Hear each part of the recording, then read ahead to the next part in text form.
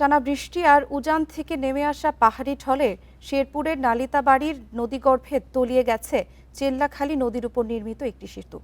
এতে যোগাযোগ বিচ্ছিন্ন হয়ে পড়েছে 4টি গ্রামের প্রায় 8,000 মানুষের। ফলে শিক্ষার্থী, কৃষক, ব্যবসায়ী এবং রোগীদের সবচেয়ে বেশি দুর্ভোগ পোহাতে হচ্ছে। তাই দ্রুত অস্থায়ী পারাপারের ব্যবস্থা ও স্থায়ী সেতু নির্মাণের দাবি স্থানীয়দের। এদিকে ঘটনাস্থল পরিদর্শন শেষে অস্থায়ী পারাপারের ব্যবস্থা এবং নতুন সেতু নির্মাণের উদ্যোগ নিতে কাজ চলছে বলে জানিয়েছে প্রশাসন।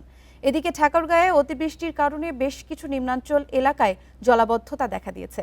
জমে থাকা পানির কারণে আমন ধান চাষ ব্যাহত হচ্ছে। জমিতে বেশি পানি থাকার কারণে কেউ ধানের চারা রোপণ করতে পারছে না।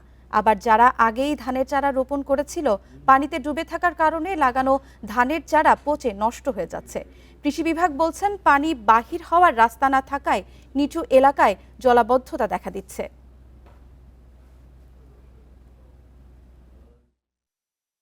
এখন আমাদের যাতায়াতের অনেক সমস্যা।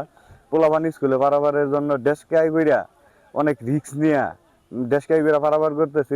মানুষ যদি অসুস্থ হয়ে যায় তাহলে হাসপাতালে নিয়ে যাওয়ার সমস্যা। এত বেশি পানিতে আর ধান লাগাইতে পারতেছি না, কাজে আমরা ক্ষতিগ্রস্ত হচ্ছি। এই জমিগুলোতে রোপা আমন আবাদ করা বিলম্বিত হচ্ছে এবং যেটুকু হচ্ছে যে হয়তো বা কোনো কৃষক আগে যদি একটু রোপণ করে থাকে তাহলে সেগুলোও জলাবদ্ধতার কারণে নষ্ট হয়ে যাচ্ছে।